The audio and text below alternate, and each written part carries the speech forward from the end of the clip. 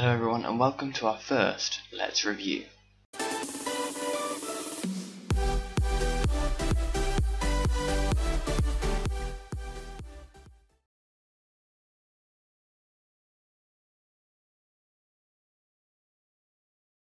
Hello everyone, welcome to Sanctum TV. This is our first review, our first gaming review, and this is going to be on Kuni, so let's just get straight into it. So I'll give you some background first. Kuni was developed by Level 5 in partnership with Studio Ghibli. Many people will know Studio Ghibli. They're responsible for many memorable and ingenious films with incredible storylines. Some names you'll recognise: Spirited Away, Howl's Moving Castle, and if you haven't watched them, please go and do so. And anyone who has watched them will know what I'm talking about when I say they're brilliant.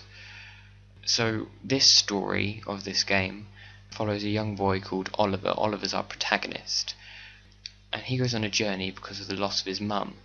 You witness the loss of his mum at the beginning of the game, and it's very, very sad.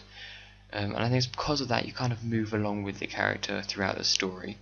But he's told to go to the other land and defeat the White Witch and mend broken hearts across this other land. And that's what he goes and does, and it was an incredible story. I really enjoyed playing the game, and now I'm going to give you my scores and ratings.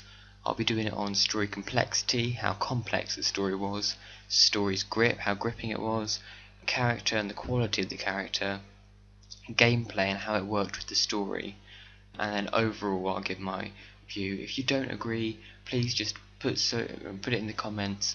I'm really excited to hear everyone's different opinions on what they thought of the game, and give your own ratings and maybe add in a few more categories. I don't mind, please go ahead.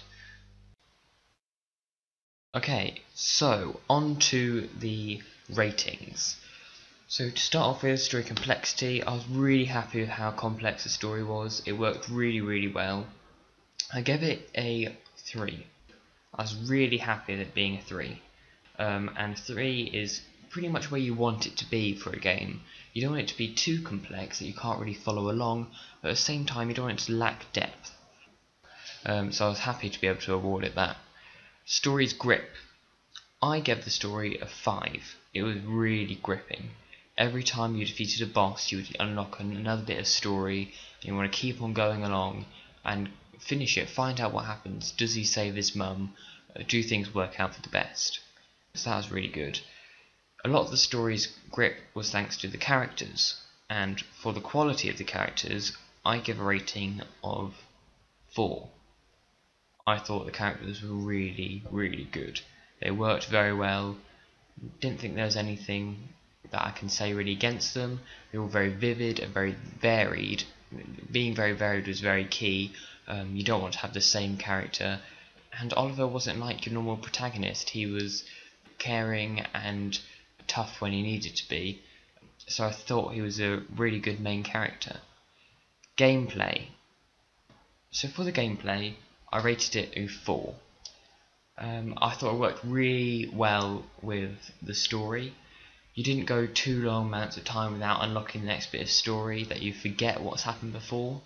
So that worked quite well because you're able to keep on playing through the gameplay and not get lost. So the gameplay was rated a 4, really happy with that.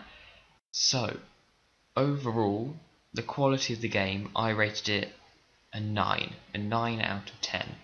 Thought the whole quality of it, the graphics, the gameplay, the story, the characters, how gripping it was, it all worked really, really well.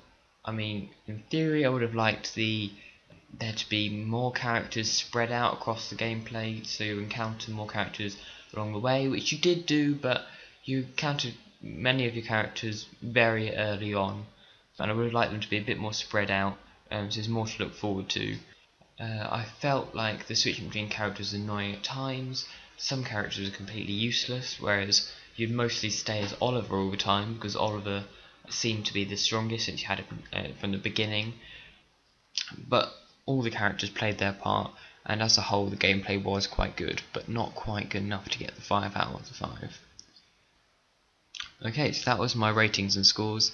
Now onto my notes. Okay, to put it bluntly, Ni no Kuni has one of the best storylines for a video game that I know of. It is a simple story idea that is made amazing by the imaginative characters. The characters are funny, mysterious, honest, cruel and kind, and they create a very, very vivid picture. Yes, at the beginning Oliver can be really annoying, but that lessens, I felt anyway, as I played through the story. Coming across lots of different characters with very different personalities was very interesting. So that was a really crucial part of the story of the whole game that they got really right. The gameplay complements the story really nicely.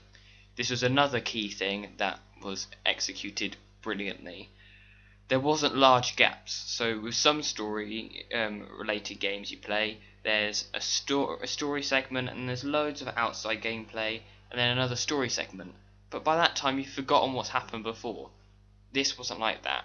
It flowed really quite nicely, prompting you with the story every so often, so if you hadn't played for a week, you still knew where you were, you can come back to that. But the whole not playing for a week thing was also easy because it was a very memorable game. There were lots of memorable moments, so it was hard to forget because it was so well executed. I would definitely play this game again. It was brilliant, and I expected it to be brilliant. Before I actually started playing the game, I knew it would be good because I'd watched films, like I mentioned earlier, Ni no Kuni, Totoro, Howl's Moving Castle. Playing those games gave me very high expectations, and it lived up to those expectations. I think another thing they got really, really well was being able to choose your own team and grow stronger with them, and it really made it really made me feel good to be able to change my team composition, switch it around, made it a bit more refreshing. And it was also a great throwback to childhood classics like Pokemon. Pokemon, you wouldn't just play it once, you play it loads of times because you can switch your team around, and it was different every time. You chose how you played, and that was exactly how it was in Ni no Kuni, but more in depth because you chose what character you would play as, and they have different like specializations, and then you play as different. Then you can go into your little creatures, and it all worked really, really well. So those were my notes. Please like, share, and leave any recommendations in the comments below. And if you have played Ni no Kuni, let me know what was your favourite aspect of the game.